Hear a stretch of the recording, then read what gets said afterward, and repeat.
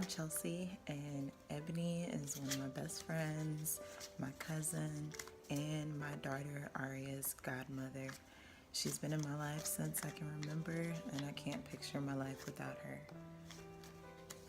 So, growing up, I always knew Ebony had diabetes, but I didn't quite understand what exactly that consisted of.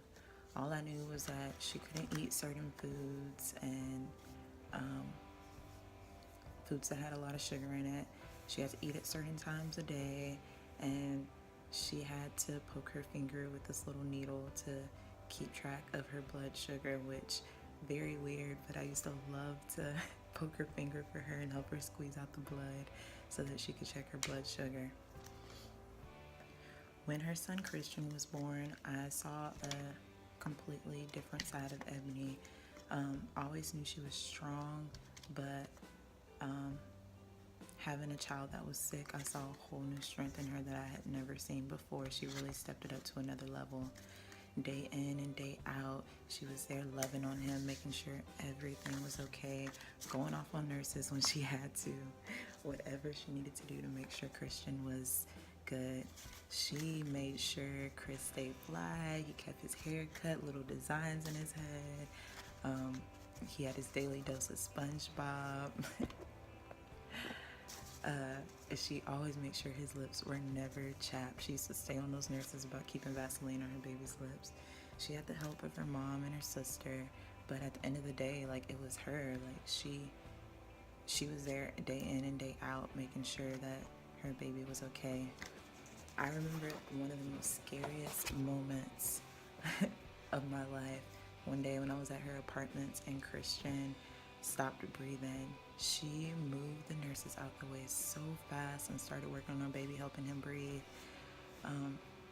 He was down for a while, and then they had called the EMT, and once they got there, they were trying to put him on their machine, which she told them it wasn't strong enough, and they still tried, but she insisted that they bagged him all the way to the hospital, and that's what kept him alive. Like, them bagging him instead of putting him on the machine. Once he got to the hospital, he was good, up running around in about 30 minutes. But yeah, that's just like, an instance that proves that, she's a strong woman, and really Chris wouldn't have been alive as long as he was if it wasn't for her. Like, she was his angel.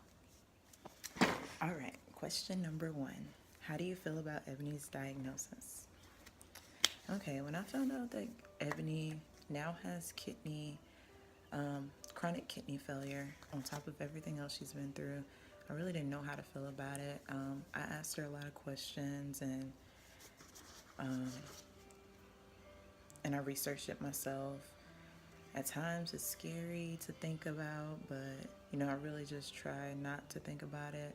I know that everything is, in God's hands, and that, she's strong. She's a fighter. She's been through so much stuff, and she's come out of that, so I know that she can come out of this too.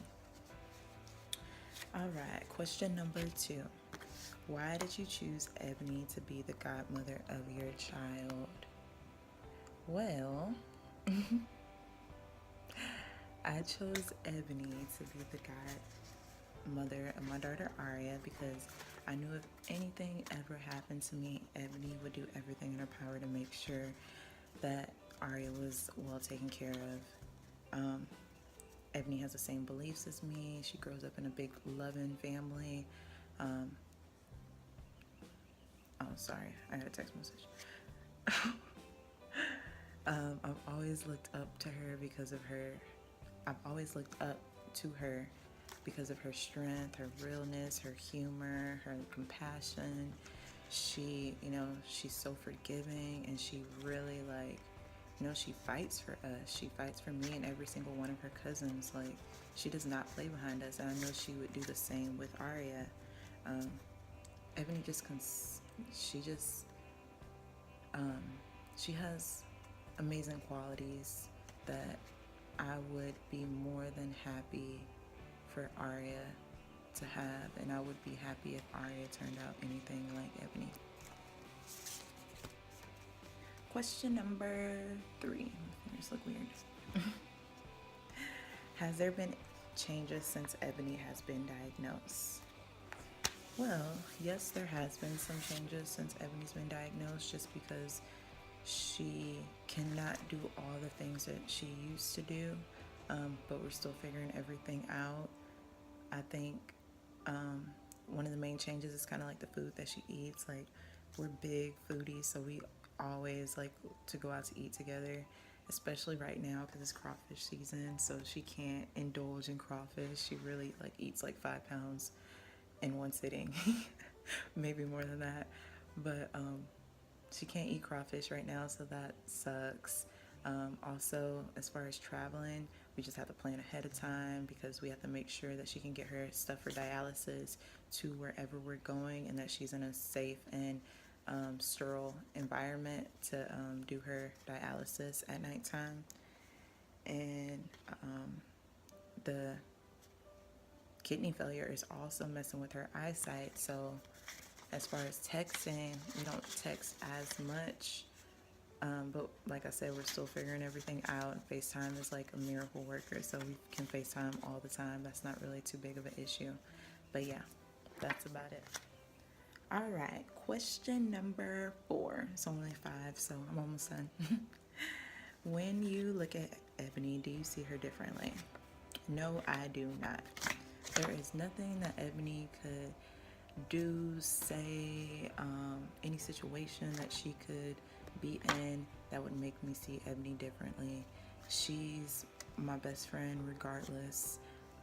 I love her, you know, I love her regardless of what happens.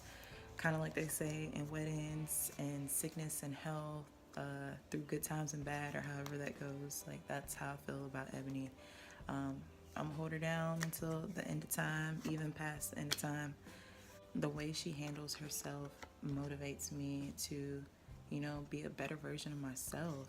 She's been through everything that you can imagine, and she still walks around joking, laughing, with a smile on her face. She just it kind of lets you know that no matter what you're going through, you can always push through it. You don't have to take it out on other people. Yeah. If you didn't know Ebony was sick, you wouldn't know, that's for sure. All right, question number 5, last question. Is there anything you would like to tell Ebony? Okay, Eb. Me and Ebony are both so goofy. We'll just look at each other and start laughing. So thank you for being such an amazing friend, amazing cousin, amazing godmother to Aria. Thank you for always giving me the best advice and being my counselor and listening to my crazy stories and keeping me sane. Thank you for talking to me on FaceTime every single night when I was pregnant.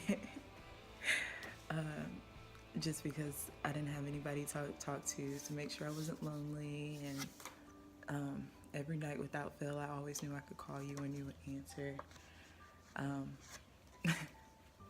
Thanks for always tricking me into doing stupid stuff.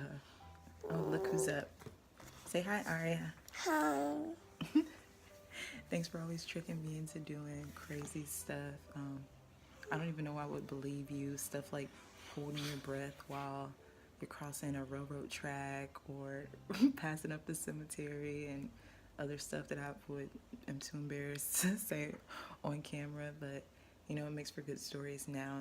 Just, you know, keep fighting. We love you so much. We're always here for you.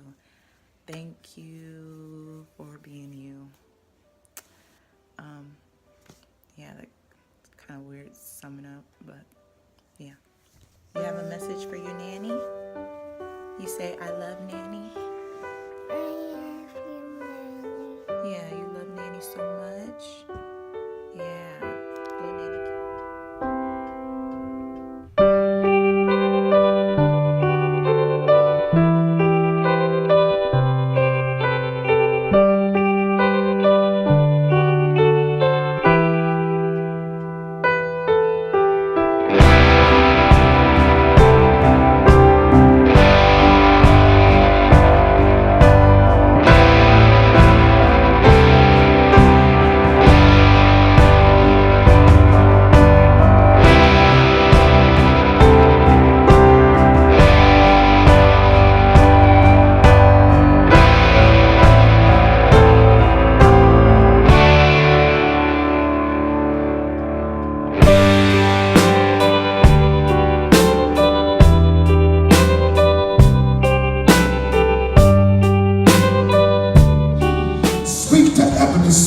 her spirit, speak to her soul, speak to her mind, speak to her intellect. Help her to understand, oh God, that you're greater than anything, that whatever she is in need of, that whatever she is desiring, God, you are that right now. That whatever she is calling upon you to be, you are that right